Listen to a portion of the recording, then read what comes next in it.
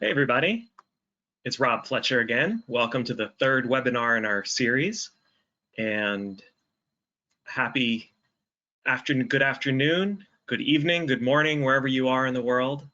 Today is a special session for me. I feel like the resiliency is so needed for so many people. So I invite you today to not only listen for yourself, but listen to anybody you care about and try to help them out as well. Keep them in mind, if you will, with this resiliency.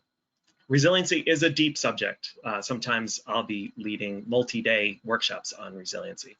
So we're going to not try to cover it all, and we're just going to work on the base of resiliency.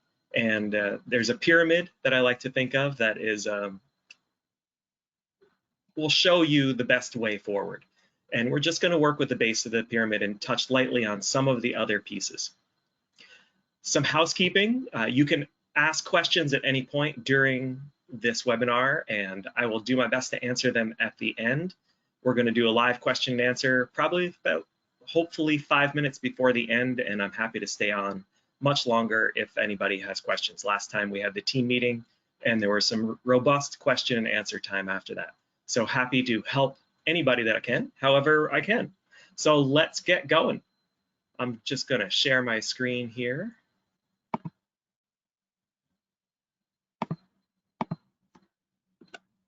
And tell you about the resiliency pyramid. At the bottom of the pyramid is sleep. We're talking about the bottom of the pyramid. The bottom three things are all about how your body supports your brain. So we're going to work through some things that are going to help you sleep better and get longer sleep, better quality, and have better sleep efficiency. The next thing we're going to be covering is move. We're going to be talking about how ideas to get you to move more, both in, if you're working from home and you're sheltering in place, but also getting outside and doing solo exercise. At least in the United States, I know there's some folks from different countries, but at least in the United States, even with the shelter in place, we still have opportunities to get outside and be by ourselves and exercising, solo exercising. It's considered an essential activity. And then eating. So these are I think of this as the three-legged stool that supports the brain, that supports you doing your best work. And not only that, they support each other. You get better sleep, you are more energy to move, you move more, you're going to eat more, eat better quality food. If you eat better quality food, you're going to sleep better, and so on and so forth. Let's get right into it with sleep. If you only remember one thing about sleep, and this is the most challenging, I think, for most people, is to aim for 8. Aim for 8 hours of quality sleep. Here are some of the facts about sleep. We are hardwired. This is not debatable, as many people try to debate this, is we're hardwired to need 7 to 9 hours and a mid-afternoon nap. I'm not saying you're going to be able to get your mid-afternoon nap, but we are hardwired to need those things. And when you don't get them, your body pays and then your brain pays. Sleep is a brain car wash. It is like your windshield wipers on a rainy, it is emptying, clearing your vision, if you will. It is processing all different things. If you do choose to siesta, the research shows you're 4 times more likely to reach the age of 90. And if you are abandoning the siesta, this study came from Greek cultures, where in Greece it has long been a cultural norm to do a siesta, and then certain areas have abandoned it, and so they have great data about this. 37% increased risk of death from heart disease. And you may say, hey, as we get older, or my grandparents or my parents, they don't need sleep. It's a myth. They don't need less sleep. It's just harder for them to get their sleep. And when their sleep deteriorates, it is linked to the deterioration in health. So it is super important as we age to get enough sleep. Also interesting to think of that we have 2 separate sleep rhythms and systems, meaning that we have kind of almost like opposing forces inside ourselves at all times. We have a side of ourselves that's trying to wake up, that wants to wake up, that wants to get going. That's the circadian rhythm. And then the other one is the sleep, what I think of as sleep pressure, if you will. Sleep pressure and makes you want to take that nap in the afternoon, makes you want to go to sleep at night. So it's important and helpful thing about these two things. The other is the other 10,000 hours. Everybody's probably heard or have read potentially Malcolm Gladwell's book about mastery, and that it takes 10,000 hours to practice something in order to master it. What they don't tell you is the other important part of the study is those people that were able to master things after 10,000 hours of sleep got an average of over 8 hours of sleep.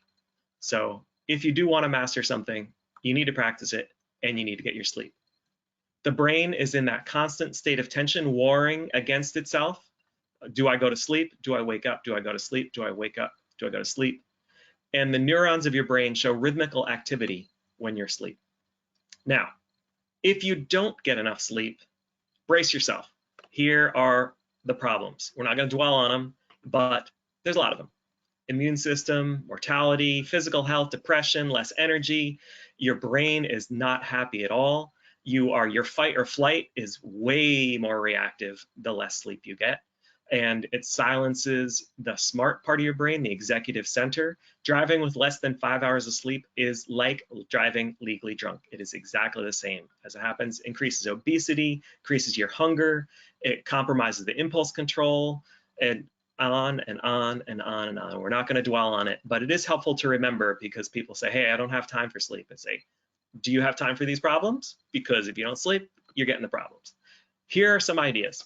I'm going to give you a whole bunch of ideas. What I recommend is to jot down anything or just type in any of these that resonate with you, because some are going to make sense for you and some you're either going to be already doing or it's not going to work out for you at this point.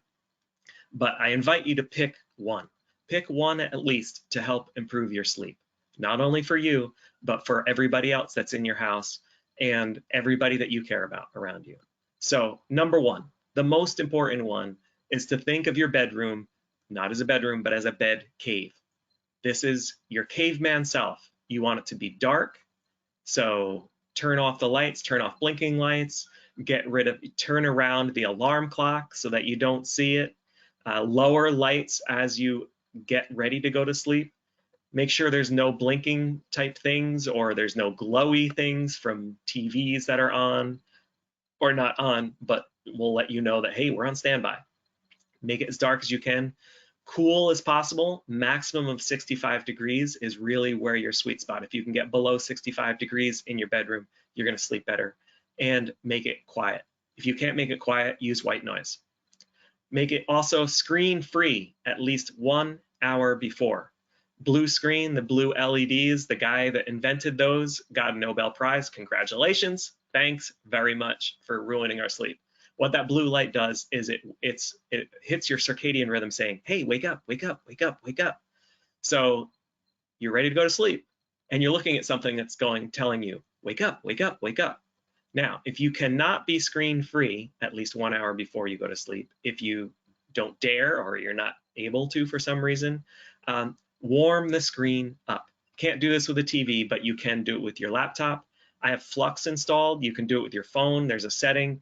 And my phone, for example, goes easily from basically during the daylight hours, it's the blue screen, it's the blue LED. And then once it gets to the sunset, then it warms itself up.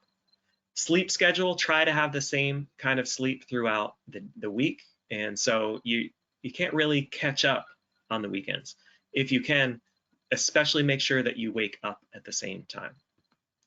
Exercise really, really helps your sleep. Avoid caffeine, definitely by like at least 3 hours before you go to sleep. Avoid alcohol 3 hours before you go to sleep. Unwind before bed. So you start to descend. It is like an airplane that saying like, hey, put away all of your portable electronics, and it's going to take us some time to get down from below 10,000 feet in order to land, and then we're going to be taxiing. Your brain is the same way. It needs to unwind. One possibility is to take a hot bath. It relaxes you, and then when you get out and you cool off, that is going to help you sleep. During the day, get outside in natural light. There is a trigger that happens after about 30 minutes of outside time. Outside in general, there's just a wealth of helpful information on there that will get you. And if you can't sleep, 20 minutes, if you're in bed, restless, middle of the night, can't sleep, get out of bed, doing something else. So you signal to your brain, this is where I sleep.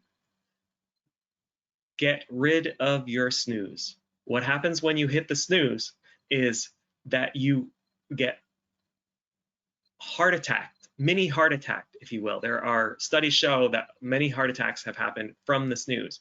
And then the sleep that you get after you fall back asleep is not quality sleep. Just get rid of the snooze. Go to bed earlier if you can. And if you do nap, I recommend it, especially since you're working from home. You have some more flexible hours. Don't nap after 3. If you nap after 3, it releases that sleep pressure. Try not drinking or eating anything 3 hours before. Don't go to bed too full or too hungry. And don't overload with carbs, especially sugar. Let's move on to move. Actually, before we go to move, I'm just going to go back to the sleep. See if you can pick one of these things that's going to help you. Just pick one and note it. Whatever it is that's going to help you get to your sleep. Let's move on to move. Here are the benefits. Lots of benefits for your brain specifically. Increases the brain power, improve your thinking skills. You move, you get glucose for energy, you get oxygen, take out the toxic electrons that are there. You halve your risk of dementia. It helps you quit smoking. It relaxes you, improves your mood, helps you deal with stress, reduces your risk of depression. That's your brain alone. That we're not even talking about your body. Let's talk about your body. It helps your weight. It prevents obesity, heart diseases, stroke, cancer, arthritis, falls. Helps all those things to do exercise, to move. Helps your body manage blood sugar, insulin, strengthens muscles, bones, skin. Your skin looks healthier. You get more energy, and you reduce your risk of chronic disease, and that 3-legged stool helps each other out, improves your sleep. Here's how. We're going to do 2 slides of how. First is to incorporate a nice mix, another 3-legged stool. I'm a fan. Aerobic, strength, flexibility. So aerobic, get your air moving faster. Strength, you're stressing your muscles, good stress. And flexibility, especially as you age, to support the other 2. Most people I talk to that don't do a lot of moving, don't do a lot of exercise, or say, well, I hate running, or I hate lifting weights, or I hate going to the gym, or I hate yoga, or I hate all these things. Like, great, there's lots of things you can choose. Pick the things you like, start there. And if you have an exercise buddy right now, even if it's virtual, it's wonderful, it's helpful. And then there's 2 different ways of looking at exercise. Number 1 is to get big chunks throughout the week, meaning 150 minutes of aerobic minimum is going to be most helpful for you. So think about, can I do 3 50-minute sessions? Can I do 5 30-minute sessions? What can I do? This is just going for a walk 5 days a week, or getting on the stationary bike, or getting your bike out now that it's getting warmer. Strength training at least twice a week.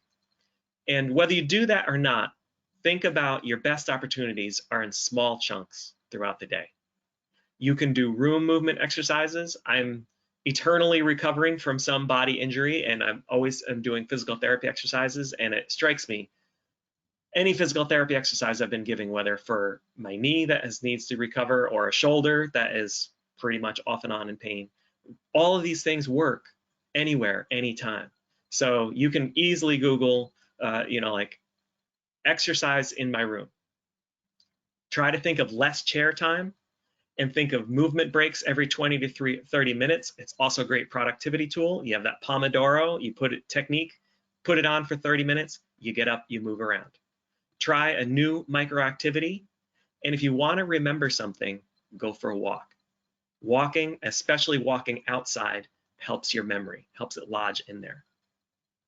Here's some more. If you track your movements, I have been tracking my exercise for years now, and it is integral to me continuing to do it and to feel proud about myself. 10,000 steps a day or 70,000 steps a week, whatever you want to think in terms to get, that's what you're aiming for.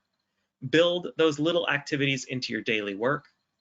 Pick a motivation that is bigger than you. So for you, if you have kids, you want to be there for them. You have parents that you're concerned about. You want to be at your best for them. If you want more energy, exercise in the morning. It lasts more throughout the day. And then when you're tempted to not work out, you can just have some chocolate. Just kidding. You can just start for a few minutes. You can just try it. You can just get moving, just get starting and try it. Walk at least 5 minutes a day to counteract aging. You're going in the other direction. You're reversing the dial, if you will. And if you can, build up to 45 minutes of intense activity to get that aging even more counteracted. And if you are lucky enough and disciplined enough to get 1 hour of exercise, that's going to burn calories the whole rest of the day.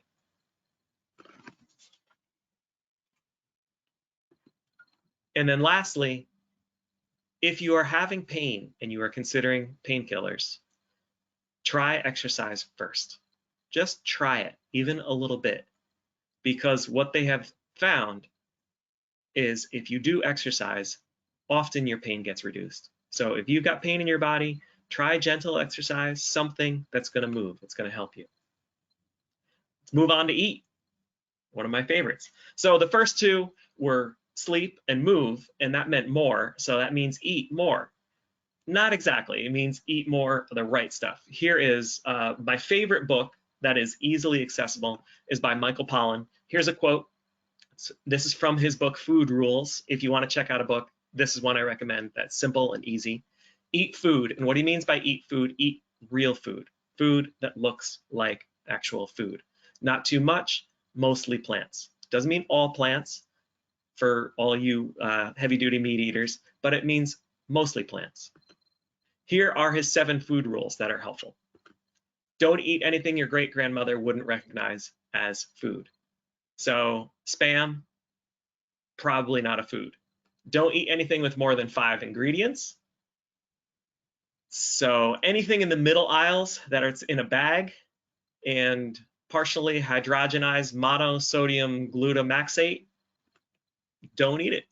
Stay out of the middle of the supermarket in general. Shop on the perimeter of the store. That's where they have to keep things fresh, refrigerated, because you don't want to eat anything that won't eventually rot. So Twinkies, not probably the best idea. They're not going to go anywhere. And always leave the table a little hungry. Enjoy meals with the people you love. And more than ever, that is so important. Enjoy meals with the people you love. Even if you don't do anything else with any of this food stuff, do that. And lastly, don't buy food where you buy your gas. They're not going to be selling you anything that is going to be helpful for you. So those are his 7 food rules. I'm going to give you a whole bunch of other tips.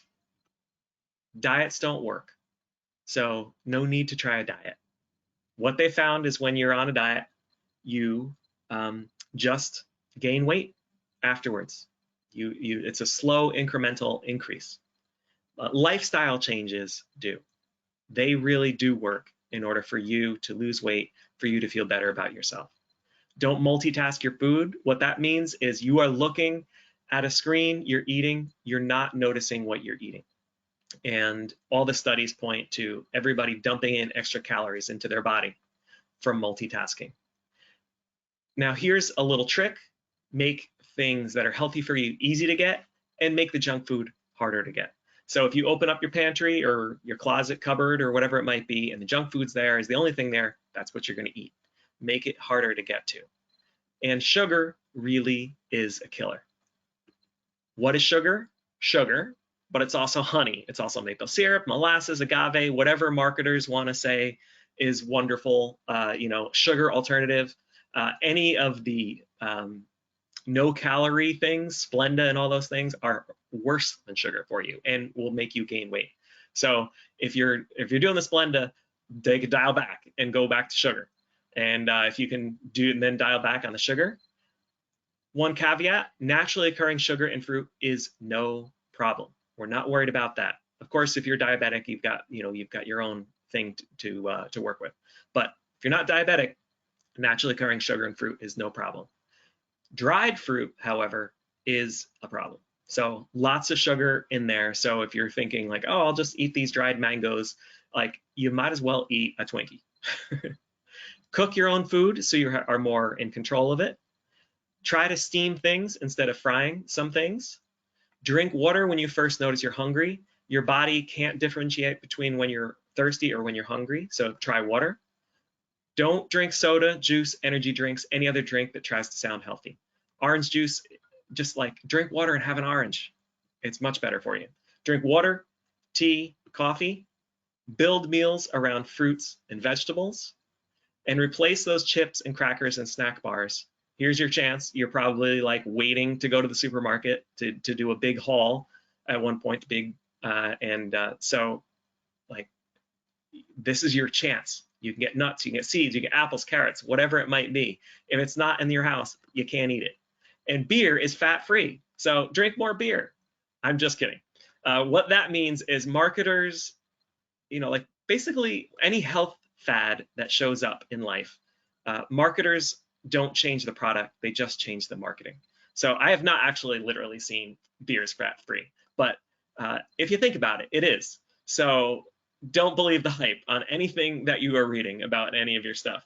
So pick an eating tip, and we're going to move now to just take a few moments to look at some of the other quick things that are on the resiliency pyramid. After this base, the three-legged stool, the sleep, the move, and the eat, outside is the next most important thing. And outside, it is amazing not only what it does for your brain, but what your brain then in turn does for your body. Even a little bit of time outside, even 30 minutes outside, even 5 minutes outside, even looking at outside from a window. For example, people get better faster if they have what's called a green view outside their window than if they're looking at another building or a brick wall or something like that. So you don't even have to go out in it. You can look out and you can see it. If you can get out into it, it's going to help you. It's going to help stabilize, and it's going to help you get to a bigger picture. And if you are in the United States, you are allowed to go outside. Stay away from other people, but you can go outside for solitary exercise. It is legal, it is allowed, and if you go to any natural places near you, you'll notice it's pretty darn popular at this point. And if you are in the cities, all this data works for parks and small places and smaller places than actual forests. The next thing is to focus on your circle of influence. There is a massive fire hose of fear and anxiety and dread in the world right now. It is just pouring at all of us right now. And I liken this to a flashlight in the dark. You turn on your flashlight, you can't see everything. You can't see the big picture. You only see what you're looking at, what you're paying attention to. So if all you're paying attention to is your Google News or your Facebook feed of tragedy, whatever might be happening, that is all you're noticing.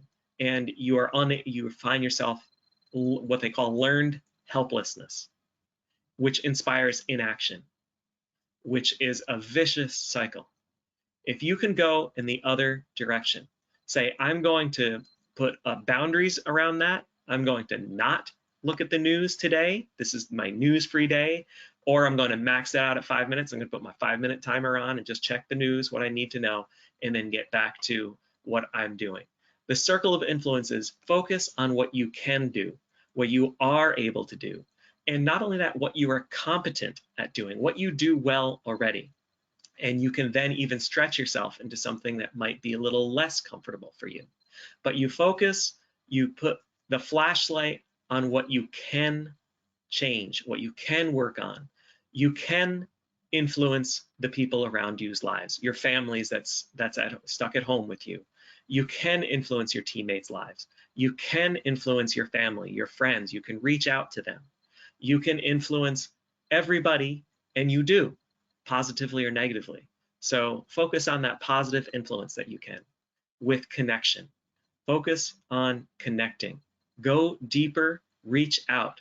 You can look at it in 3 ways. You can reach out to somebody from your past. You can try to get deeper with somebody in your present. And then think about somebody that you would love to be able to be a little closer to in the future, and reach out to them as well. You can look at past, present, future to look at connection. Look at connection with your family, look at connection with your pets, look at connection with nature, your family, your friends, wherever you can get your connection, reach out. And if you are reaching out virtually, if they are not sheltered in place with you, then I strongly encourage video. Video is much, much more powerful. My parents are in their 80s and they are not fans of getting on video, but I got them on last night and it felt so much more meaningful than talking to them on the phone. So, and lastly is appreciation. So appreciating everything that is good for you right now. Everything, appreciating this breath right now that you have. Appreciating that for today, anyway, we have enough food. We have enough to eat today. We have a roof over our heads. We have the internet where we can, and we have our cell phones. We have our capacity to reach out to others and to connect and learn and help them and grow and be together. Simple appreciation for what you have right here and right now. So we are moving on. Here is some things to help you. Just know that a recording of the presentation will be posted, and you will be getting a little bit of information about that in a couple minutes. And the next webinar is on April 14th, next week.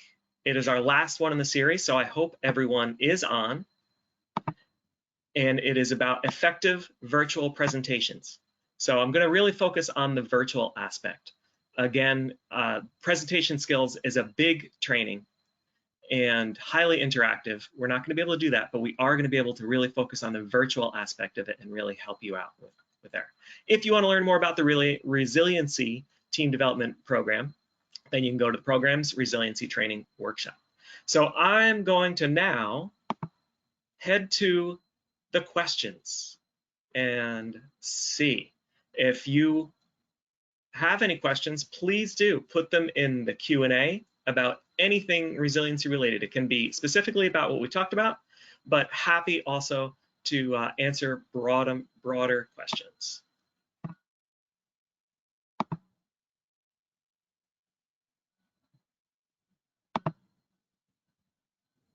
It is so hard for me to take a nap during the day.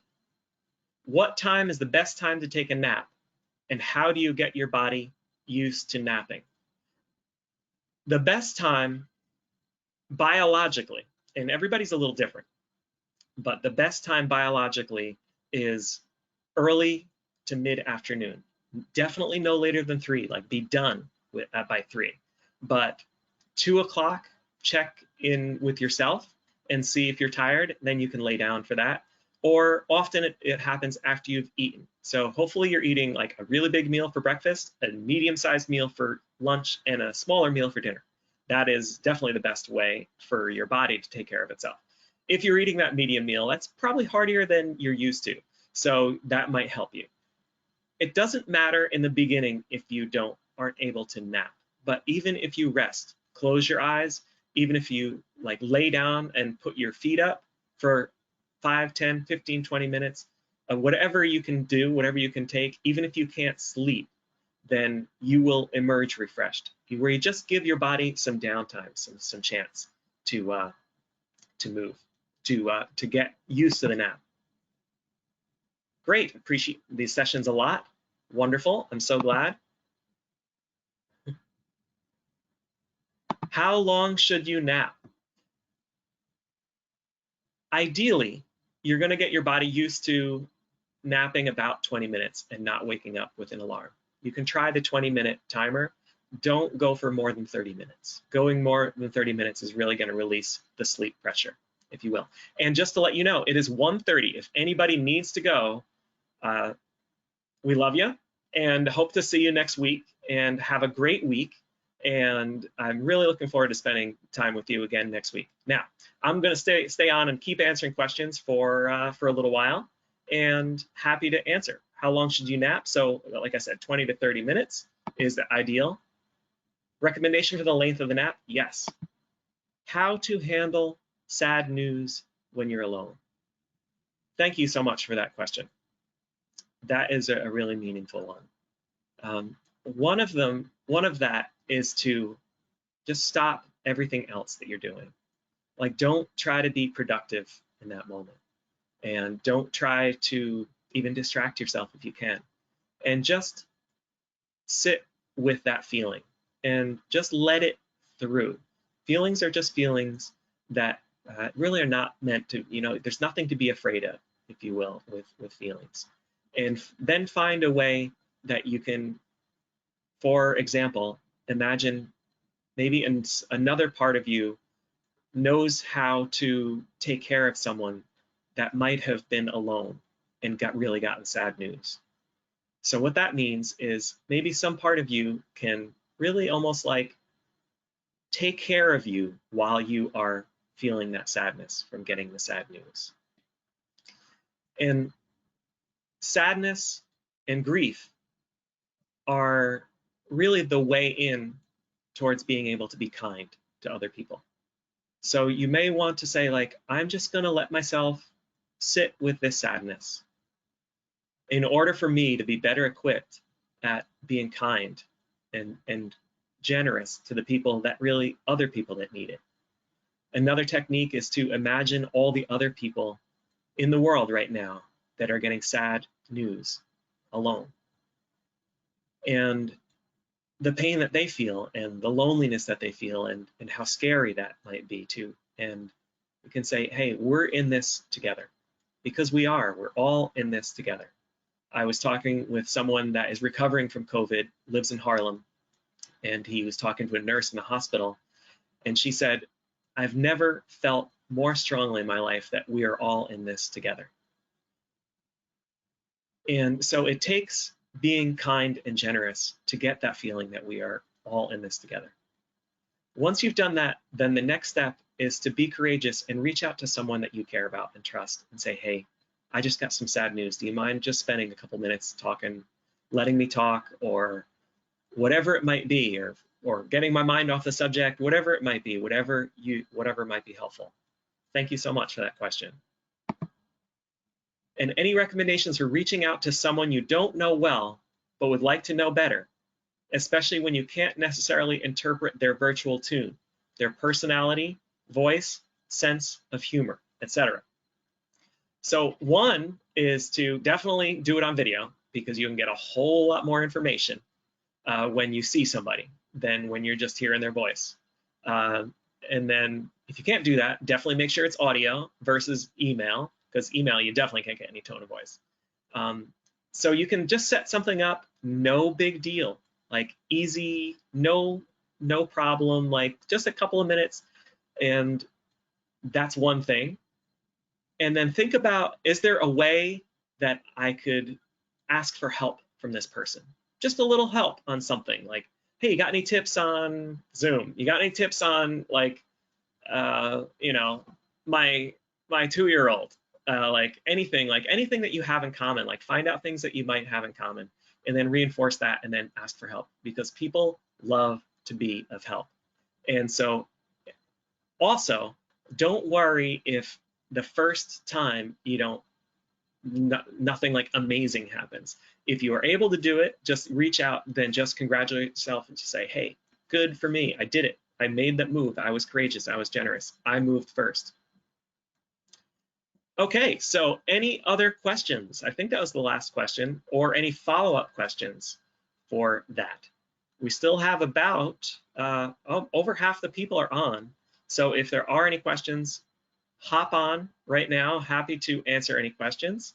Oh, you are so welcome. Someone just wrote in, thank you. You can write in anything you want. And I'll give one more minute for questions.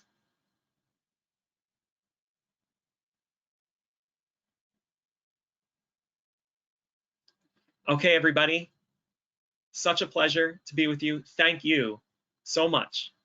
for choosing to be together today. We are all in this together. And I don't know about you, but I pretty much haven't felt this strongly in a long time, that we are truly all in this together. So may you be resilient, may you bounce back, and not only bounce back to whatever you wish normal would be, but to bounce further forward, if you will. And I hope to see you next week for our last in this series, in this 4-week series, and